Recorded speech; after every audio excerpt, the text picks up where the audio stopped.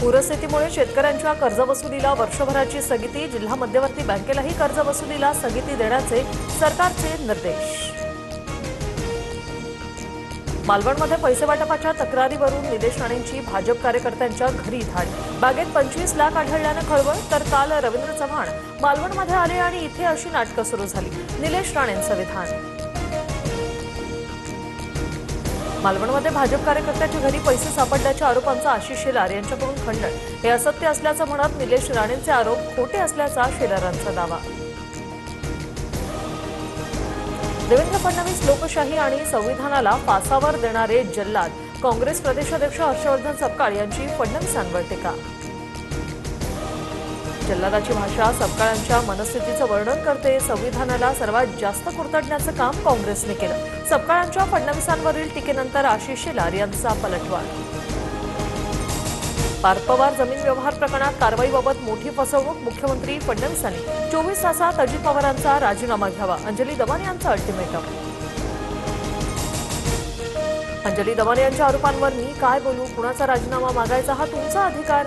दमाने यांच्या मागणीवर अजितदादांची प्रतिक्रिया, तर दमाने या काय म्हणाल्या मला माहीत नाही, फडणवीसांचं विधान. अजित पवारांच्या राजीनाम्यासाठी दिल्लीत अमित शहांना भेटणार, शहांनी भेटीची वेळ न दिल्यास कार्यालयाबाहेरच थांबणार. अजितदादा राजीनामा देईपर्यंत लढत राहणार, दमाने यांचा इशारा. अजित पवारांवर राजीनामा देण्याचं बंधन नाही, दमाने यांनी त्यांचे भक्कम पुरावे घेऊन कोर्टात जावं. रुपाली ठोंबरे पाटलांचं दमाने यांना उत्तर. 1 तारखेला बाहेरच झोप, तुमच्या नशिबात लक्ष्मी आहे. आज पार्ट्या सुरू आहेत, खा त्यांचं मटण पण दाबा आपलं वटण. नाशिकमधील सभेत गुलाबराव पाटलांचा पुनरुच्चार.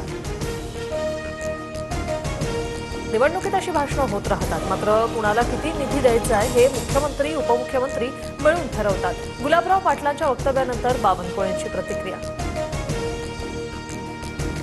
राज्याच्या तिजोरीची चावी एकनाथ शिंदेंकडे, लाडकी बहीण योजनेचे शिल्पकार शिंदेच, अब्दुल सत्तारांचं विधान.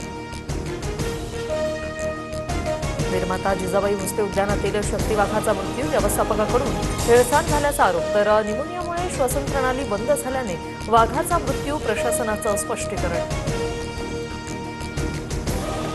पॅरिसमधील युनेस्को मुख्यालयामध्ये भारतरत्न डॉक्टर बाबासाहेब आंबेडकरांच्या पुतळ्याचं अनावरण.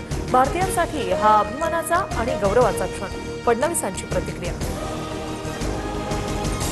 बदलापूर ते कर्जतपर्यंत 3ऱ्या आणि 4थ्या रेल्वे मार्गिकांसह पुणे मेट्रोच्या 2ऱ्या टप्प्याला केंद्र सरकारची मंजुरी. केंद्रीय रेल्वे मंत्री अश्विनी वैष्णव यांची मोठी.